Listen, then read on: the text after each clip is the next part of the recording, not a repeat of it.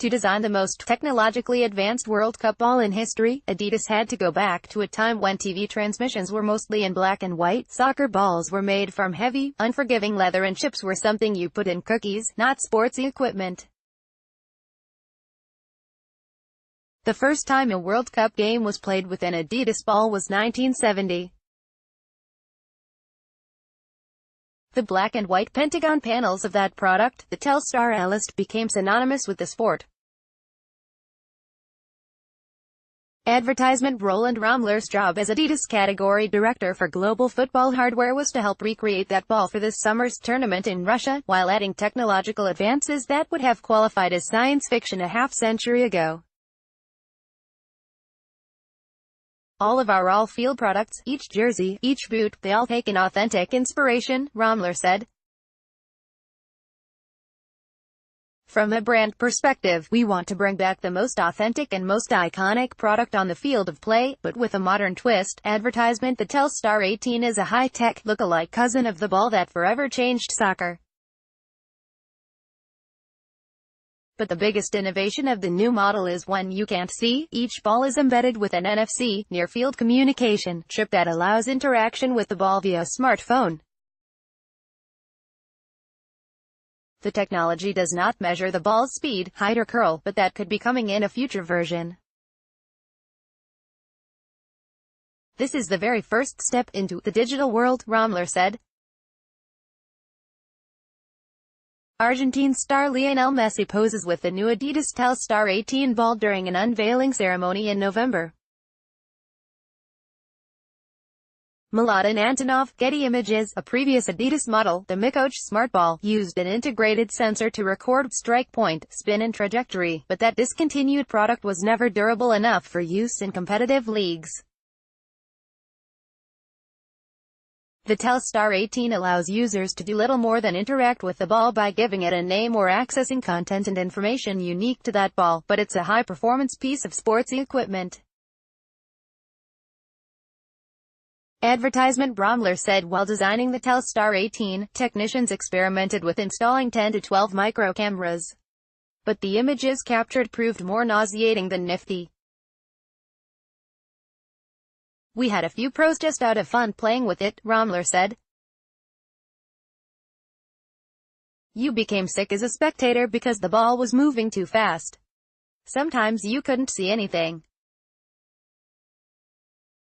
But there was some very cool footage. The new World Cup ball comes from historic stock. The original Telstar was the first ball to use the now familiar trunk-casted icosahedron, 12 black pentagonal panels and 20 white ones. Up to then, soccer balls were leather and came in one color, often dark in hue, which made them difficult to see on television. The Telstar, with its black and white pattern, was so easy to follow on TV. The 1970 World Cup from Mexico marked the first time matches from Latin America were broadcast in Europe. Its name is actually a truncated version of Television Star. 5 decades later, when people think of a soccer ball, the Telstar is the one that comes to mind, and Rommler did the research to prove it. We asked design students, kids, even people working here at Adidas, please draw up a ball for us, he said. And in 99% of all cases they were all white balls with pentagons. We call it the role model of all balls. The godfather of all balls. The new ball is a product of 4 years of design and testing, and looks are about the only thing it shares with its older relative. The original model was comprised of 32 individual panels that had to be hand-stitched together. The new one, manufactured in China and Pakistan, has just 6 panels that are machine-stitched around a newly designed latex bladder, ensuring a more stable performance from ball to ball. Advertisement. The familiar visuals have been modernized though, with the corners of the pentagon stretched into pixelated gradients. Similar designs have been used for the official MLS game ball.